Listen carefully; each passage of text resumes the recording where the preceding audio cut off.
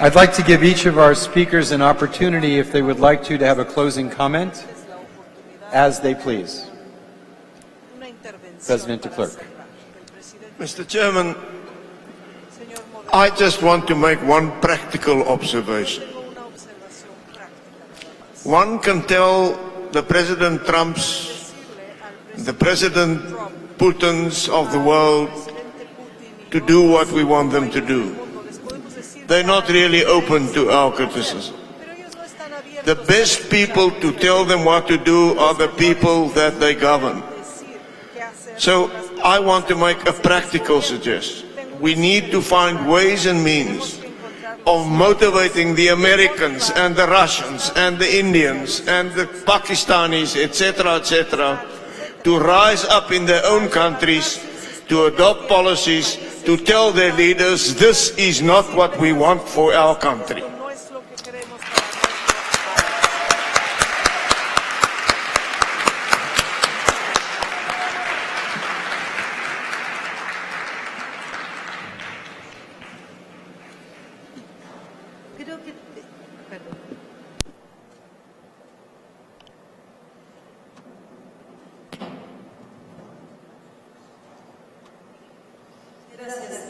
I thank you.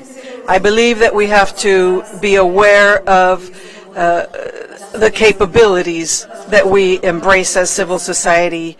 We do have civil society on our side.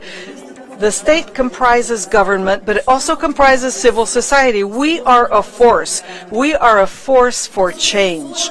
And it is only through organization, only through holding organized joint activities, simultaneous activities, that we will make a difference at all. The thing is, we need to wake up. The thing is that we need to be aware of where we stand. We must become informed and act upon this information. That is what we have to do. That is the flag we raise up. And I insist, I reiterate, we need to join on this coming September 26th in order to celebrate the treaty for the elimination of nuclear weapons. And the change and the future of humankind lies in our hands. Let us make it come true.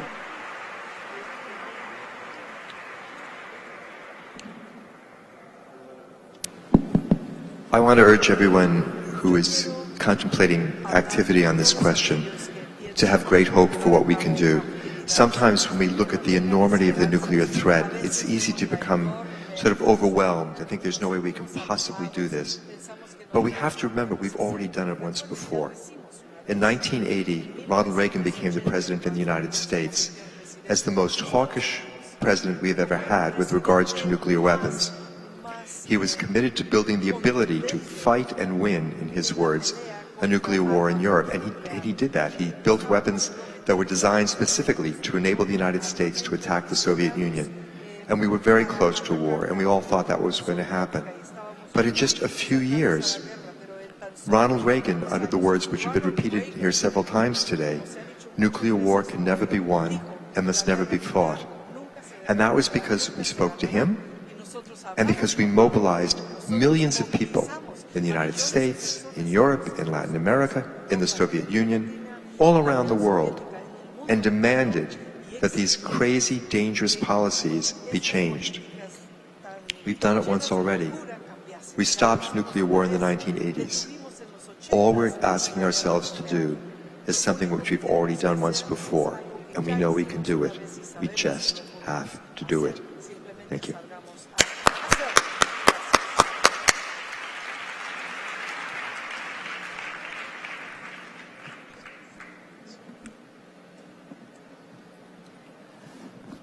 There are several things, but we have not spoken about the deterrence of nuclear weapons. So please never accept the argument that we need nuclear weapons for deterrence, because if that was the case, then maybe the organization, WHO, to be more actively involved in researching the health issues of nuclear energy and nuclear weapons.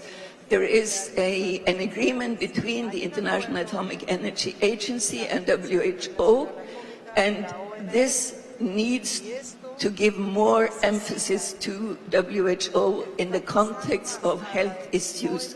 There is too much. We all have friends and family with cancer and cancer-related issues. Please, we need to strengthen the international work on the health issues of nuclear, both energy and nuclear weapons. I also think that we need to see nuclear energy and nuclear weapons more in relation to each other, because from the waste of the nuclear energy we can make nuclear weapons. So in the climate point of view, many people say that we need nuclear energy because it is clean. It is not clean, and we don't know at all what we should do with the waste. And finally, we all need to help the UN Treaty on Nuclear Weapons to become a functional treaty.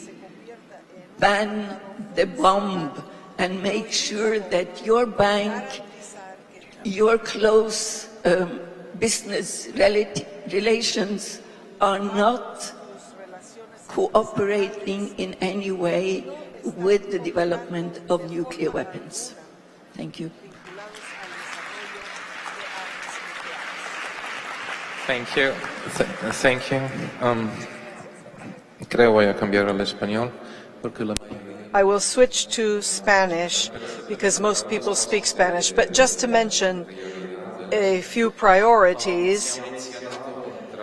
Much has been said about the Non-Proliferation Treaty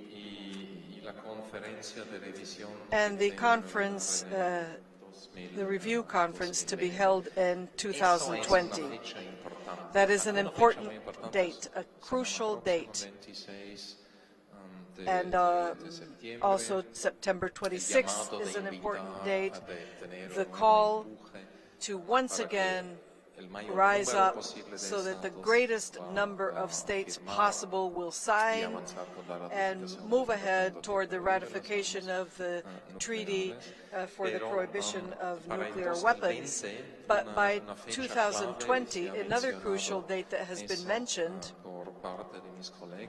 by my colleagues is the conference to review the Non-Proliferation Treaty, and this is a treaty